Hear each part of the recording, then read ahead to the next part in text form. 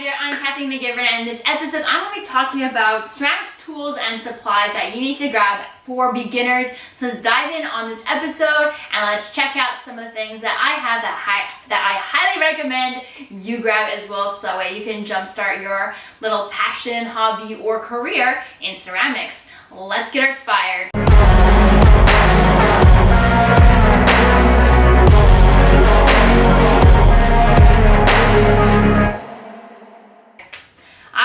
First one is a canvas board and sculpting wheel, pottery wheel, not an actual pottery wheel, but a sculpting wheel or a banding wheel. So the first one is a canvas board.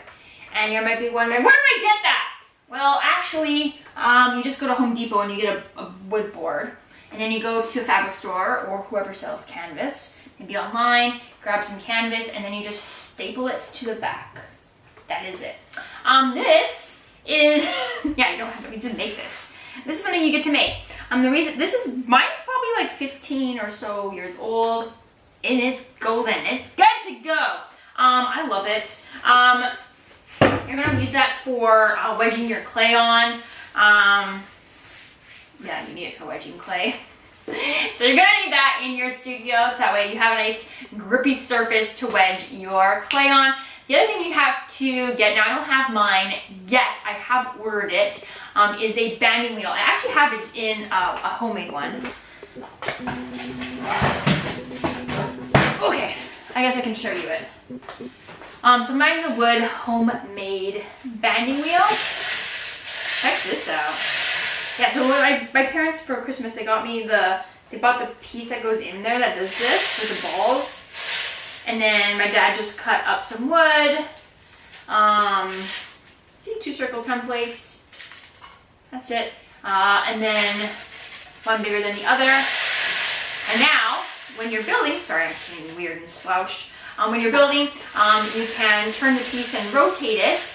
And then, instead of touching the piece itself, it's perfect for hand building, for decorating, all of the above.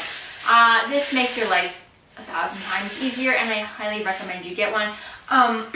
Amazon has lots online, so you can grab a banding wheel from Amazon or at your local pottery store. The one I just purchased and I have coming is linked to in the description below the video, and you can check it out. It's a banding wheel for heavy weight, if you needed it that heavy or not, right? It's just a good banding wheel, so check it out in the description below this video.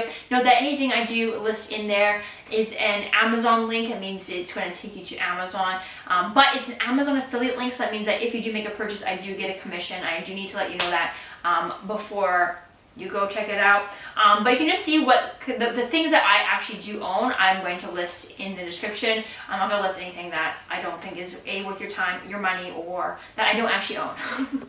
All right, number 2 is a mask or respirator. I don't have this in the description because I think you need to go get a proper one, not one off of Amazon. It says your health we're talking about. And you want to get one that's fitted, also why I don't have it linked in the Amazon description. Go get one that's fitted properly. I got mine fitted, and this one is a 3M mask. And then you want to change out your filters often, but you need this if you're working in clay. Now I look awesome. But clay dust, it can be toxic. It is toxic. And also, so if you're doing any spraying, oh, my mouth filters are totally 2 different directions. Genius. If you're spraying glaze, if you are airbrushing your ceramics, if you are making glaze, you're gonna need a respirator. If you're doing a lot of cleaning in your studio and there's a lot of dust going up, you want to wear your respirator. And it's not a problem when your clay is wet, but it's the clay dust specifically that makes the silica particles go up in the air, which can cause silicosis, I believe it is, in your lungs. And we don't need any more pollutants in our bodies. There's enough going on. So you'll need a respirator for sure. Invest in that. It's your health and your life. All right, my question for you is, when did you start creating or working with clay, or when are you looking to start? Are you signed up for a class maybe? Let me know down in the comment section below the video. I would love to hear it. For me, I have been working with clay since high school, which was like 2005. 4 or 5 whenever I started taking ceramics classes. Sick, right? Gross. Makes me feel really, I gotta pretend I'm that old. This is my instant facelift. Anyway, can't reverse time. Also, I don't really know that I want to go back to high school. I don't know. Wasn't that great of a time for me. I mean, it was fun, but like, anyway, so next you're gonna need some tools, and you're gonna need a variety of tools. So I like wood tools. This is basically an extension of your thumb or finger, and they come in different shapes, so you can make different marks in your clay. I would say invest in good ones, maybe at your local pottery store or on their websites. I'll list some that I think are good brands like Amico or Brent. I literally cannot see. I mean, they're so old. Mine are so old, I just cannot see who made them anymore. Kemper. Good tools.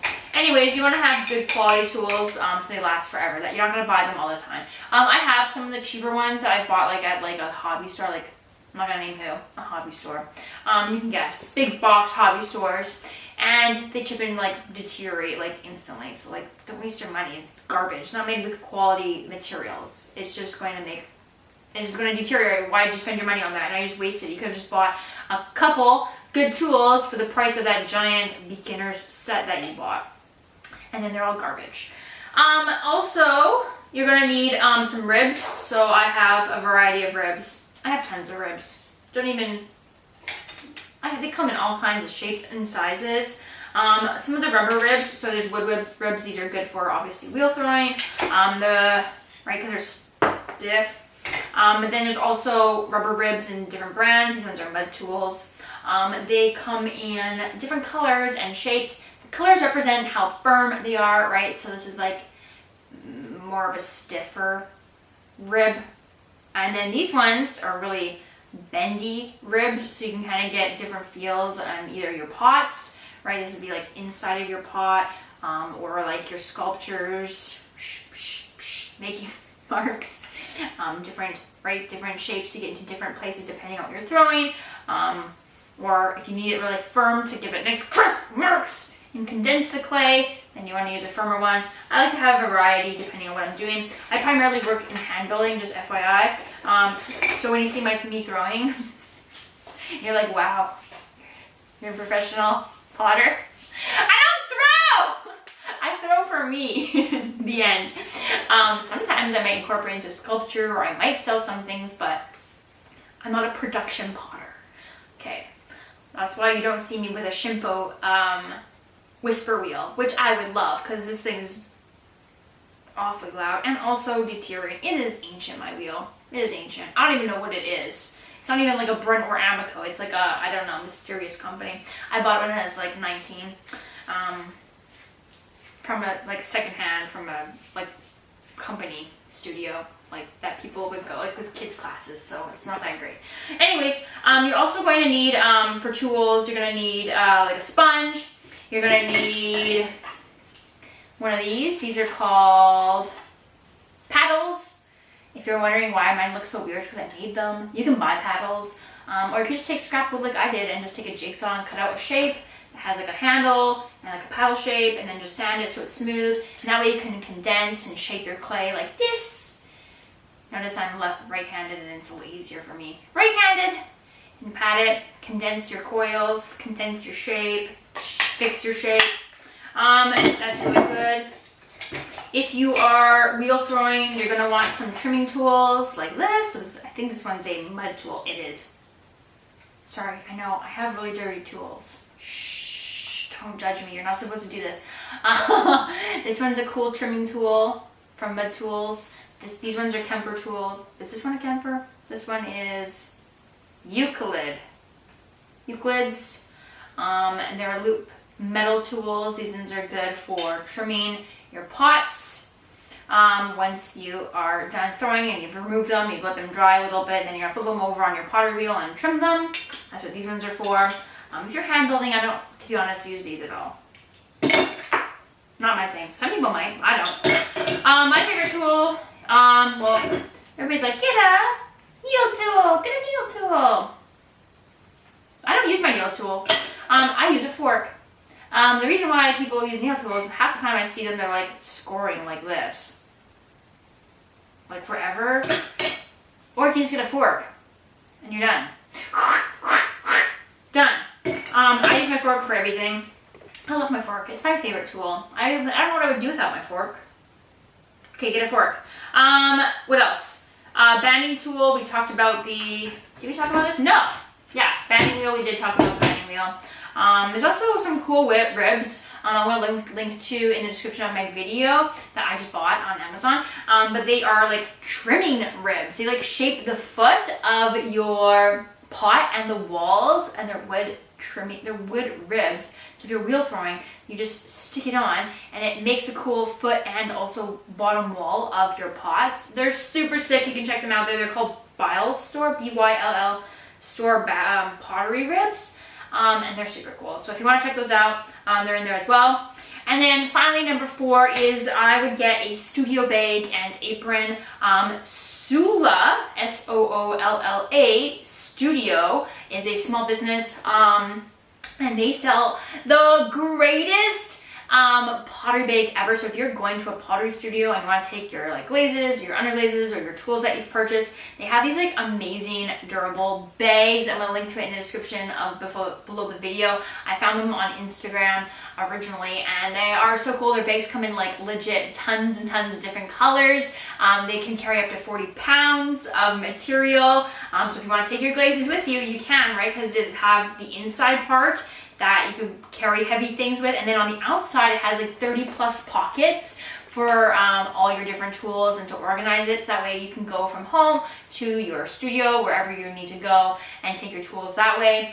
And then also nobody's jacking your stuff. It's all organized. It's super cute. It's like super durable, and it's a one and done to keep everything organized. I highly recommend getting that, and then also getting an apron. If you want to make one, you can. If you want to buy one, you can. There are lots of cool aprons out there, so you can find a fun apron. But I recommend definitely getting a Soolla bag if you are needing to organize your stuff and your tools and your equipment, because this is a huge investment. So if you are wanting to, now mine are all in containers because I'm in my at-home studio, but if you're going somewhere, you're going to want to have a way to organize, and I think that you don't want people to jack your stuff. So have it all organized in a lovely Soolla bag. I recommend that, and then you're good to go. All right, my friend, that's what you need to get going on making ceramics and some of the tools that you need to get going. Oh, the last thing you need to get, I forgot to say, is a paintbrush. Something with very soft hair, and this is perfect for, this one's a natural hair brush, perfect for applying, bamboo brush, applying glazes, right? Also, you can finish your art pieces with that. Instead of sponging away your surface at the end, actually just paint on slip. It's a much better way to do it. I highly recommend trying that out. That's what I do, and I moved away from sponging it and eroding all the clay and just leaving like grout everywhere. I mean grout. Grog everywhere. I was tiling recently. Anyways, that's it for this episode. Your next video to watch is vlogging for artists. You can check out that video and learn about it by clicking the link above or in the description of this video. Please make sure to like this video and subscribe to the channel. At 1,000 subscribers, I'm going to be doing an acrylic painting of a man-eating cupcake. At 10,000 subscribers, I'm going to do an oil painting of a cupcake that's out of this world. And at 100,000 subscribers, I'm going to do a ceramic sculpture of a cupcake large scale. And you get to help me come up with a theme for that. Legit professional artworks. So check it out. Subscribe to this channel, and I'll see you in the next episode of Vlogging for Artists.